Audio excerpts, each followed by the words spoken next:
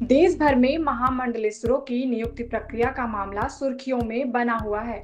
इस मामले पर महामंडलेश्वर प्रमोद आनंद महाराज ने हरिद्वार में बड़ा बयान दिया और महामंडलेश्वरों की नियुक्ति प्रक्रिया पर सवाल उठाए।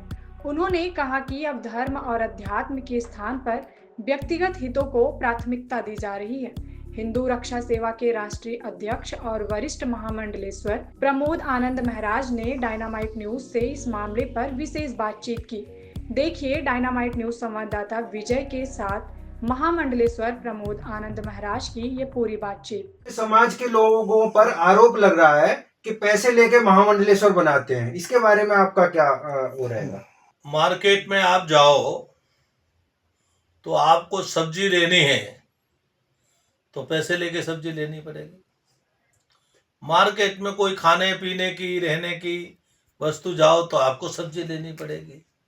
आपको कपड़े खरीदने हो तो सब्जी लेनी पड़ेगी। तो अगर महामंडलेश्वर बनाने में अखाड़े के लोग खर्चा के रूप में अगर पैसे लेते हैं तो क्या वो अपराध करते हैं?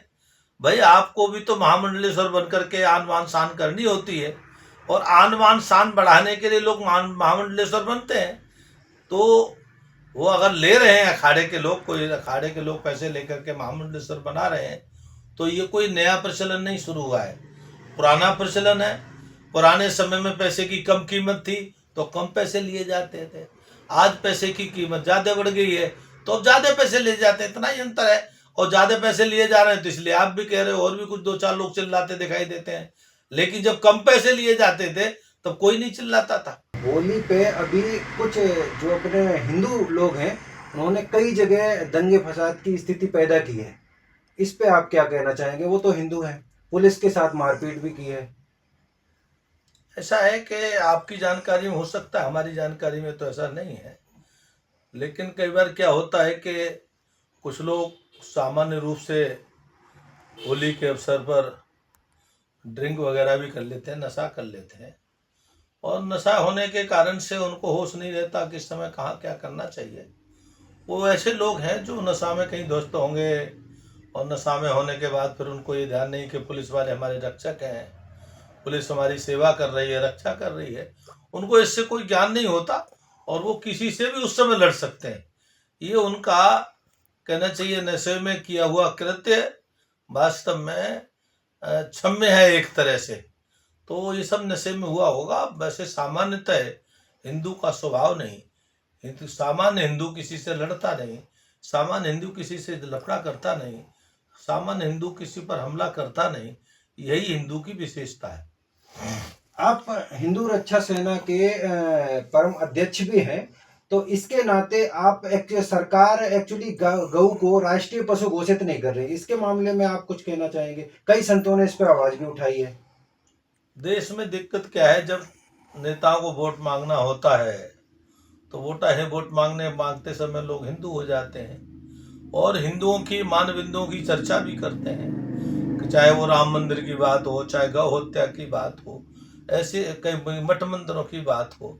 तो ये चुनावी एजेंडा तो होता है, लेकिन सरकार में आकर के वही नेता सेकुलरवादी हो जाते हैं और सेकुलरवादी होने के कारण से, सेकुलर का मतलब है कि हिंदुओं का अधिक से अधिक उत्पीड़न करना और हिंदुओं के मान बिंदुओं का अपमान करना। इसीलिए वर्तमान सरकारें गौ हत्याएं हो रही हैं, मूक देख रहे हैं, अंधे बहरे की तरह बैठे हुए हैं।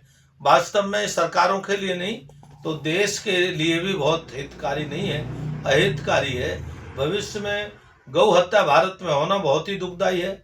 गौ हत्या से देश का सर्वनाश हो सकता है, गौ हत्या से देश में अशांति हो सकती है, गौ हत्या से मानवता खतरे में हो सकती है। तो मैं आपके द्वारा भी भारत सरकार से आग्रह करूंगा तत्काल गौ हत्या पर प्रतिबंध लगाएं, कड़ा कानून बनाएं।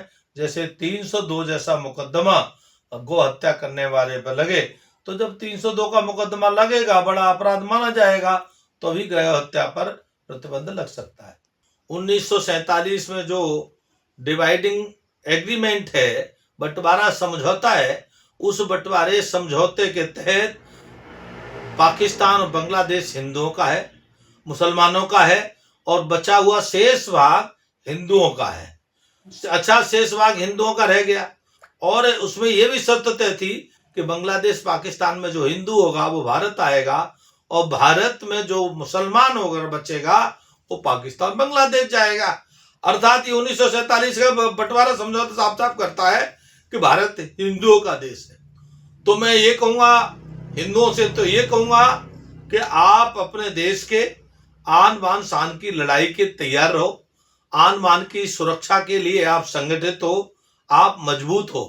क्योंकि जो लोग जिस देश में रहते हैं, जिस देश के मालिक होते हैं, अगर उस देश के मालिक लोग उस देश की चिंता नहीं करते तो फिर कोई भी घुसपैठिया घुस जाता है। और घुसपैठियों से मैं ये कहूँगा वो अपने देश से बाहर जाएं, और जो यहाँ पर मुसलमान रह गए हैं वो यहाँ के देश की तरह से रहें। यहाँ के देश की मूल संस्कृति सनातन संस्कृति है, और उस सनातन संस्कृति के अनुकूल रह करके अपना जीवन यापन करें। हम ये नहीं कहते कि तुम पाकिस्तान चले गए, क्यों नहीं गए, ये तुमने तो अपराध किया ही है, कि आपको जाना चाहिए था जब आपने नहीं मांगा।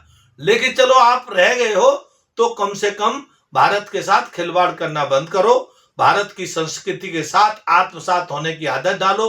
भारत की संस्कृति में होली, दिवाली, रक्षाबंधन आदि त्योहार आते हैं, उनके साथ सहभागिता करो।